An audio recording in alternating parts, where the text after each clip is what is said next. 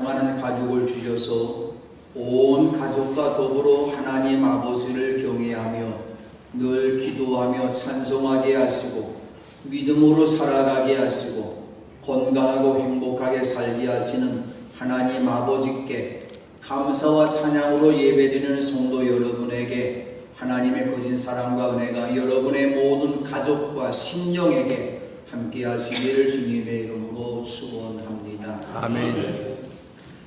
가정의 달 5월이 시작되면서 첫주일 5일은 어린이 주일로 드렸으며 지난주일 12일은 어버이 주일로 드렸습니다.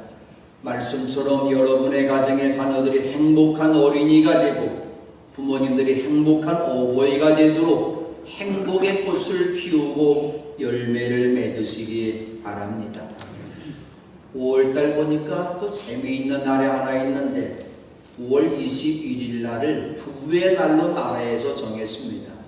아마도 모르시는 분이 더 많이 있는 것 같습니다만은 내일 모레가 부부의 날이기 때문에 부부의 날을 맞이하면서 여러분의 모든 가정마다 부부가 더 건강하고 더 행복하시기를 바랍니다.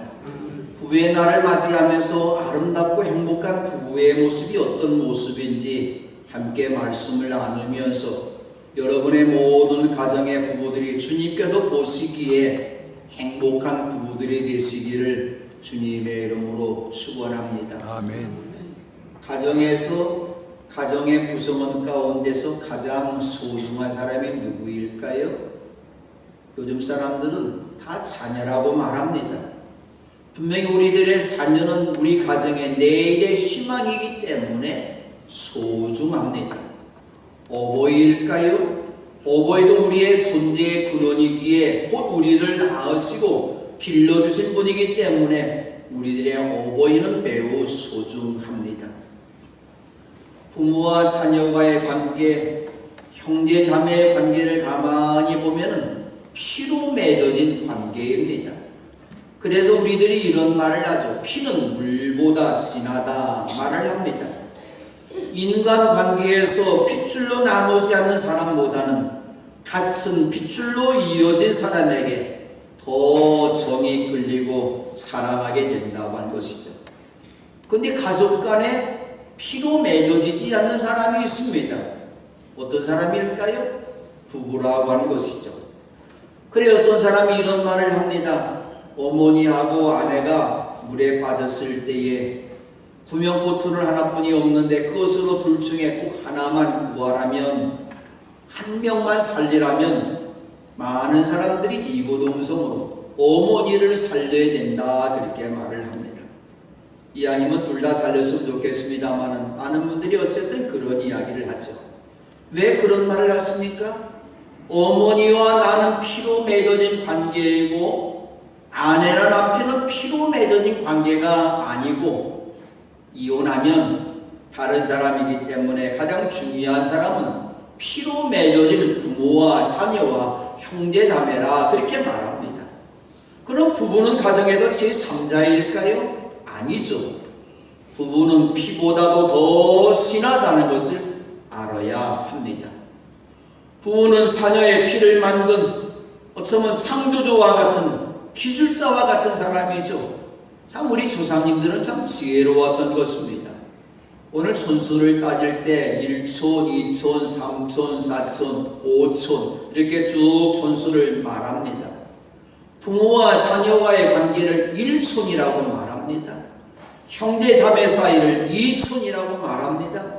그런데 부부 사이는 무슨 촌일까요? 무촌이라 그렇게 말합니다. 다시 말하면 부부는 한 치 건너도 아니고 두 치 건너도 아니고 세 치 건너도 아닌 가장 소중한 존재가 부부라고 하는 것이죠. 국민일로 선임기자 이태영 씨가 우리나라의 훌륭한 선생들을 만나서 배운 이야기들을 묵과 엮은 책이 인생에서 가장 소중한 것이라는 책을 엮었는데 이 저자가 17명의 그 명문 거장들에게 인생에서 가장 소중한 것이 무엇입니까? 단순하지만 결코 대답하기 어려운 질문했는데 혜민 스님이 0.1초도 주저함이 없이 바로 내 앞에 있는 사람이라 그렇게 대답했어요. 지금 내 앞에 있는 사람이 누구일까요? 아마도 오늘 이 시간 예배드리기 때문에 목사 앞에 있고 다른 성도 앞에 있을 겁니다만 언제나 내 앞에 있는 사람은 내 아내고 내 남편이라고 하는 것이죠. 김용택 시인은 이런 말을 합니다. 부부가 잘 사는 것이 인생에서 가장 소중한 것이라고 말을 했습니다. 그리고 이 연령의 많은 그런 훌륭한 멘토들의 말하기를 사랑이라고 말을 했습니다. 그렇습니다. 이 세상에도 가장 소중한 것은 사람이고 사랑인 것이죠. 저는 이 두 개의 단어 사람과 사랑을 더해서 하나로 말할 때 이 말을 저는 이렇게 대답하고 싶습니다. 가족이라고 하는 것이죠. 그리고 이 가족 가운데 부부라고 하는 것이죠. 그러므로 세상에도 가장 소중한 것은 가족이며 가족 가운데서도 부부가 더 소중하다고 하는 말이죠. 많은 사람들이 사업과 정치와 일을 할 때에 가족을 이든 듯 바쁘게 살아가고 있습니다. 그 내 목숨이 얼마 남지 않았을 때 찾는 것은 결국 가족이고 부부라고 하는 것이죠. 그러므로 인생에서 가장 소중한 것은 가족과 부부라고 하는 것이죠. 우리가 하는 모든 일들이 아무리 소중하고 가치 있는 일이라 할지라도 가족보다도 부부보다도 더 소중한 것은 없습니다. 그러므로 여러분이 사랑할 수 있는 내 가족이 있고 내 부모님이 있고 내 형제자매가 있고 사랑하는 남편과 아내가 있는 사람이야말로 세상에도 가장 행복한 사람입니다. 세상에서 가장 행복한 사람이 되기 위해서 행복한 가족과 부부가 될 수 있는 그 가장 귀한 말씀들을 오늘 본문은 우리에게 이렇게 말씀하고 있습니다. 첫 번째로 하나님 아버지께서 부부로 세워주신 것을 믿는 사람이야말로 행복한 부부입니다. 여러분이 아내와 남편을 만났을 때 어떻게 만났습니까? 옛날에는 다 중매를 하셨겠죠. 아마도 저보다 연세가 많으신 분들은 거의 다 중매로 만난 분이 많이 있고 또 종종 제 나이에도 연이한 사람도 있고 요즘에 젊은 사람들은 거의 다 연이하면서 결혼합니다. 저는 연애했을 것 같습니까? 중매했을 것 같습니까? 그런데 연애를 했던 중매를 했던 뒤에서 역사하시는 분은 하나님 아버지라신 것이죠. 해수 하나님께서 말씀으로 천지 만물을 창조하셨습니다.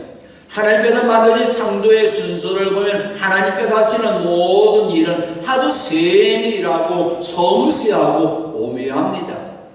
하나님께서 첫째 날 빛을 만드시면서 하늘과 땅과 바다를 만드시고 식물을 만드시고 해와 달과 별을 만드시고 동물과 새와 물고기를 만드시고 제일 마지막에 사람을 만드셨습니다. 이 창조의 순서가 조금이라도 만약 바뀐다면 사람이 살 수 없을 것입니다. 하나님은 사람이 이 땅에서 행복하게 살 수 있는 모든 환경들을 아름답게 완벽하게 만드신 다음에 사람을 만들었습니다. 그리고 하나님의 창조 사역은 혼자서 하지 아니하시고 사람과 동업하셨어요. 그래서 사람들은 지금도 여러 가지의 기구와 기관들을 만들고 있습니다. 하나님의 자녀이기 때문에 그렇습니다. 이 땅에 많은 기구와 기관들이 있습니다. 모두가 하나님의 형상을 닮은 하나님의 자녀들이기 때문이죠. 마을을 만듭니다. 사회를 만들고 나라를 만듭니다. 학교를 만들고 정부를 만들고 국회를 만들고 헌법기관을 만들고 회사를 만들고 병원을 만들고 있어요. 만들어서 안 될 것이 하나 있는데 사람들이 군대까지 만들었어요. 자기 욕심 때문에 전쟁 무기를 만들고 군대를 만드는 것이죠. 근데 하나님께서 사람에게 맡기지 아니하시고 홀로 창조하신 아주 중요한 기관이 두 개가 있는데 구약에서는 가족이고 신약에서는 교회인 것이죠. 그러므로 가족과 교회는 이 땅에 있는 모든 창조물들 가운데서 가장 소중하다고 한 것이죠. 저는 이 두 가지 가운데 더 소중한 것을 말하라면 가족이라고 생각합니다. 왜냐하면 하나님께서 가족이 소중하시기 때문에 아마도 가족을 먼저 만드셨던 것이죠. 교회는 무엇일까요? 허물어지고 깨어진 가족을 회복시키고 구원하시기 위해서 교회를 만드신 것입니다. 근데 하나님께서 가족을 만드신 과정을 보십시다. 하나님께서 땅의 흙으로 사람 곧 남자를 지어줬어요. 하나님이 좀 저를 만드실 때 흙덩이 좀 더 많이 집어다 만들었으면 저도 키가 좀 이만큼 더 클 텐데 아마도 저를 만든 흙덩이가 아마 작았던 것 같아요. 남자를 만드셨어요. 그리고 그의 생명의 기운을 하고 불어넣어 주신 것이죠. 그랬을 때 사람이 생명체가 되었다. 하나님의 호흡이 함께하는 사람만이 생명체, 살아있는 생명이 된다고 하는 것이죠. 우리 하나님을 아버지라 부르는 것은 무엇일까요? 하나님께서 나의 몸과 마음과 영혼을 만드신 분이기 때문입니다. 이 사실을 믿는 사람은 하나님의 모든 말씀을 믿을 수가 있습니다. 하나님께서 아담 남자를 만드시고 동쪽에 있는 에덴에 일구신 동산에 살게 하십니다. 하나님이 만드신 이 동산에서 아담은 비송강, 기온강, 티그리스강, 유브라디스강에 흐르는 산소같이 시원한 강물을 마시고 온갖 나무에 맛있는 열매를 먹고 싶은 대로 따서 먹으며 살았어요. 사람이 사는 동안 먹을 것이 풍족하고 입을 것이 많이 있으면 그 사람이 행복할까요? 사람은 홀로 있을 때 행복하지 않는다는 것이죠. 하나님께서 이 사실을 아시고 함께할 때 행복할 수 있다는 것을 아시고서 하나님이 말씀합니다. 남자가 혼자 있는 것이 좋지 않으니 그를 돕는 사람 곧 그에게 알맞은 짝을 만들어 주겠다. 혼자 있는 것이 좋은 것이 아닌 것이죠. 오늘의 사회는 이혼율이 계속 높아지고 있습니다. 또 주거비용도 많아 높기 때문에 아예 결혼을 포기하는 사람들도 많이 있습니다. 홀로족이 많아지고 있는 것이죠. 그러나 사람이 세상에 태어났으면 결혼해야 합니다.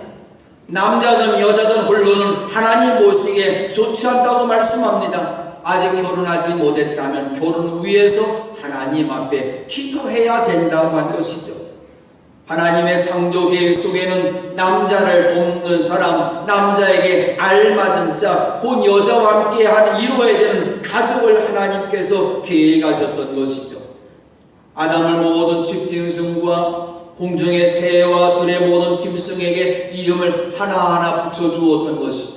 그러나 아담은 자신을 돕는 사람, 곧 짝이 없이 쓸쓸하고 외롭게 일했던 것이죠.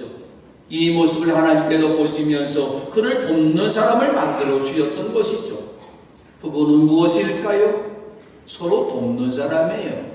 부부는 무엇일까요? 나에게 알맞는 짝이라고 한 것이죠.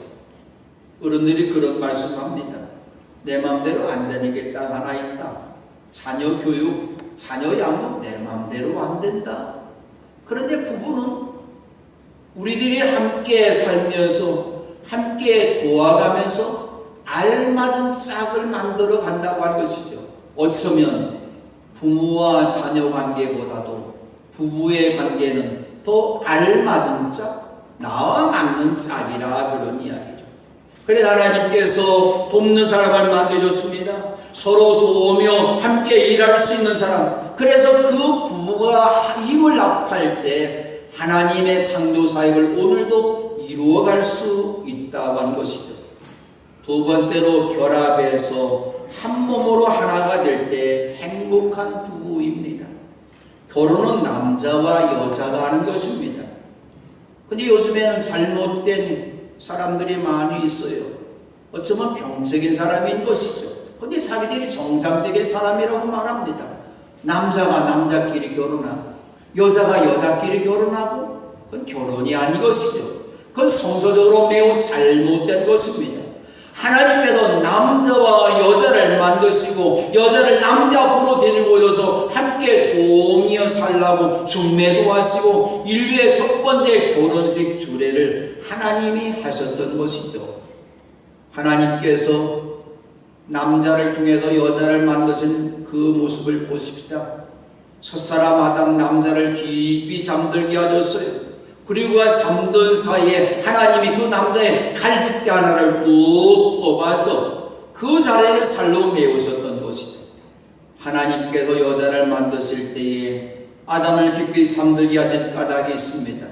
아담이 고통을 느끼지 않게 하시려고 마취제 주사를 놓으신 것이죠.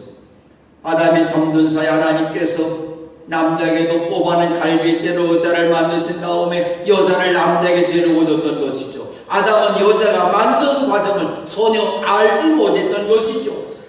아담이 하는 일은, 여자가 만들어지는 과정에서 아담이 한 일은 아무것도 없었다는 것이죠. 여자를 만든 재료가 아담의 갈빗대로 만들게 했지만 아담을 잠들게 하신 것은 하나님께서 주도적으로 여자를 만드셨다. 그리고 하나님께서 아담을 잠들게 하신 것이죠. 하나님께서 만드신 여러분의 아내를 만든 재료는 무엇일까요? 바로 여러분 자신이라고 한 것이죠. 아내는 다른 남자의 갈빗대가 아니라 바로 나의 갈빗대, 바로 여러분의 갈빗대라고 한 것이죠. 그럼 하나님께서 여자를 남자의 갈빗대로 만드신 까닭이 있습니다. 유대인의 시의 복음 탈무드에 나오는 이런 이야기가 있습니다. 하나님은 여자를 남자의 머리로 만들지 않으셨다. 만약에 남자의 머리로 만들었더라면 여자가 남자를 치게하고 말았을 것이다. 하나님은 여자를 남자의 발로 만들지 않으셨다. 만약 그렇게 만들었다면 남자는 여자를 노예로 부렸을 것이다. 그러므로 하나님은 여자를 남자의 갈빗대로 만들었다. 그 이유는 여자는 언제나 남자의 가슴 속에 있어야 하기 때문이라고 말을 했습니다. 무엇을 말하고 있습니까? 남편과 아내는 어느 한쪽이 우월하거나 열등하지 않고 서로가 동등하다고 한 것이죠. 다만 하나님의 질서를 따라서 창조하였을 뿐입니다. 아담은 자신에게 나타난 아내를 바라보면서 타인으로 인식한 것이 아니라, 다른 개체로 인식한 것이 아니라 자신으로 인식하며 말합니다. 아담이 이렇게 노래합니다. 이제야 나타났구나. 이 사람, 뼈도 나의 뼈, 살도 나의 살, 남자에게도 나왔으니 여자라고 부를 것이다. 왜 여자입니까? 남자에게도 나왔기 때문에 여자인 것이고, 아내는 나의 뼈고 나의 살이라고 한 것이죠. 그러므로 여자는, 곧 아내는 바로 그러기 때문에 사람 남자들이 잘못 오해하는 것이 있는데, 여자를, 아내를 남편의 부속물로 생각하는 사람이 있습니다. 아니죠. 아내는 남편의 부속물도 소유물도 아닙니다.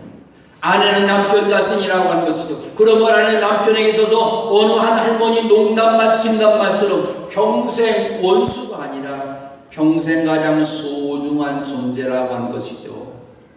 함께 밥을 먹고 함께 여행을 하고 함께 잠들고 함께 대화를 나누고 함께 해주고 있는 남편이 있고 아내가 있는 사람이야말로 행복한 사람입니다.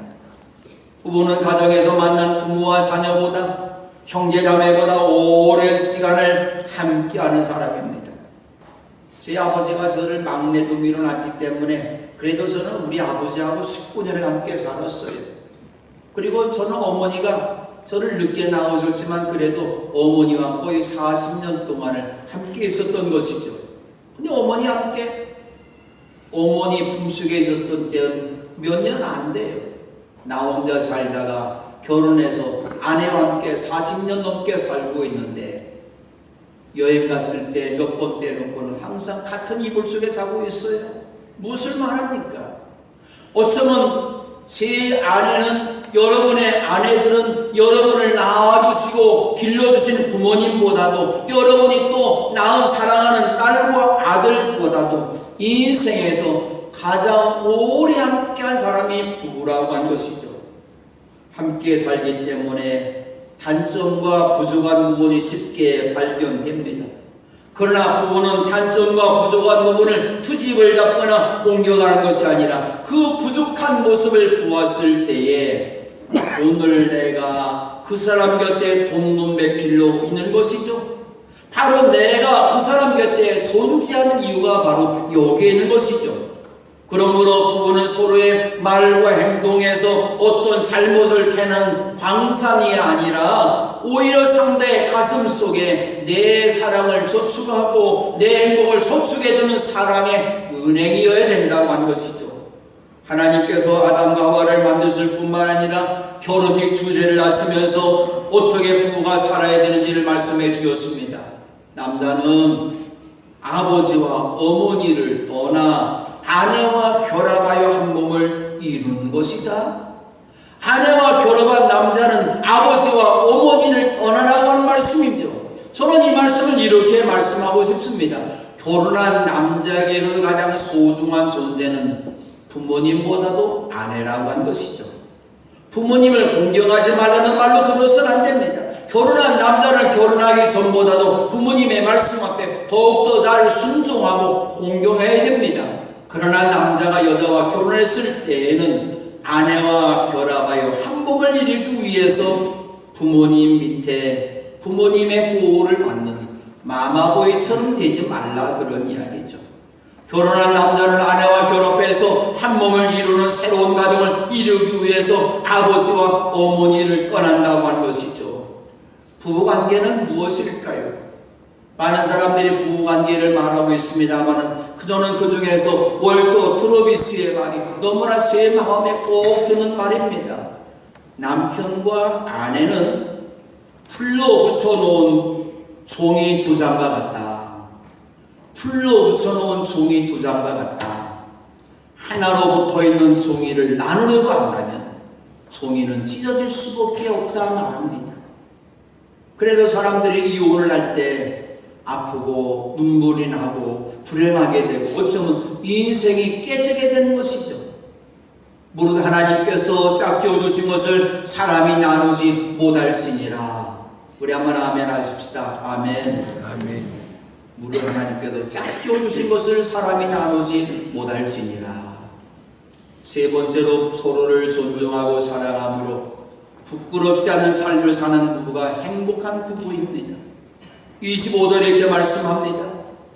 남자와 그 아내가 둘 다 벌거벗고 있었으나 부끄러워하지 않았다. 아름다운 부부의 관계를 가장 잘 묘사한 말씀입니다. 에덴 동산에서 살았던 아담과 그의 아내 하와는 둘 다 벌거벗고 있었으나 부끄러워하지 않았다. 왜 그랬을까요? 사랑하기 때문입니다. 근데 부부가 언제부터 부끄러움을 타기 시작했습니까? 하나님께도 따먹지 말라는 선과학을 알게 하는 나무 열매를 따서 먹은 후였습니다. 선과학을 알게 하는 나무 열매를 따서 먹은, 그리고 죄를 범한 두 사람은 하나님처럼 된 것이 아니라 두 눈이 밝아지면서 자기들의 벗은 몸인 것을 알고 무화과 나무 힘으로 치마를 엮어서 몸을 가렸습니다. 죄는 무엇일까요? 부끄러워하는 것입니다. 벗은 몸인 것을 부끄러워서 몸을 가리고 숨는 것이 죄라고 하는 것이죠. 하나님 앞에 죄를 지었으니 하나님 앞에 부끄러워서 그 모습을 감추려고 무화과나무 잎으로 치마를 만들어 입고 동산나무 사이에 머리카락 보일라 꼭꼭 숨었던 것이죠. 부부관계도 부자의 관계도 이웃의 관계도 마찬가지죠. 친밀하지 못하고 사랑하지 못하고 죄를 지으면 부끄러운 것입니다. 무화과나무 잎으로 몸을 가렸다고 부끄러움이 사라지니까 아마도 태양빛에 무화과나무 잎이 반나절도 못 가서 쪼그라들었을 것입니다. 우리의 부끄러움을 감춰주시는 분이 있습니다. 하나님 아버지께서 가죽옷을 만들어 입혀주셨던 것이죠. 어린 양을 잡아서 어린 양의 가죽으로 아담과 하와에게 가죽옷을 만들어 주셨습니다. 이것은 우리에게 무엇을 말씀합니까? 바로 예수님께서 이 세상에 오셔서 십자가의 피로 우리의 모든 일을 사해 주시고 우리가 부끄럽지 아니하도록 십자가의 은혜의 옷으로, 생명의 옷으로, 부활의 옷으로 입혀주셨던 것입니다. 그러므로 우리가 살아가면서, 또한 부부가 함께 살아가면서 부끄러운 일을 해서는 안 됩니다. 남편보다 아내보다 다른 사람을 사랑하는 것 부끄러운 일이죠. 바람을 피우는 것 부끄러운 일입니다. 아담과 하와는 서로를 향해서 부끄럽지 않은 삶을 산 것이죠. 부부가 서로 부끄럽지 않은 삶을 살 때 하나님이 늘 함께 해주시고 더 은혜의 자리로 행복한 가정으로 만들어 주실 줄로 믿습니다. 우리 매복의 모든 성도들 가정마다 이렇게 아름다운 부부, 행복한 부부관계가 되시기를 바랍니다. 아멘. 그러나 살다 보면 연약해서 부끄러운 일 행할 때가 있습니다. 그때마다 주님 앞에 죄를 회개하고 용서함을 받고 주님의 십자가의 의의 옷을 입고 앞으로는 부끄럽지 않은 삶의 모습으로 살아가는 여러분 되시기를 바랍니다. 이제 우리에게 모든 성도들 가정마다 부부들 행복한 부부가 되어 기도하고 행복한 부부가 되어서 부모와 자녀 관계도 행복하고 목사와 성도 관계도 행복하고 우리 성도와 모든 관계도 행복해서 아름다운 행복한 가정과 교회가 되시기를 주님의 이름으로 축원합니다. 아멘. 기도합니다.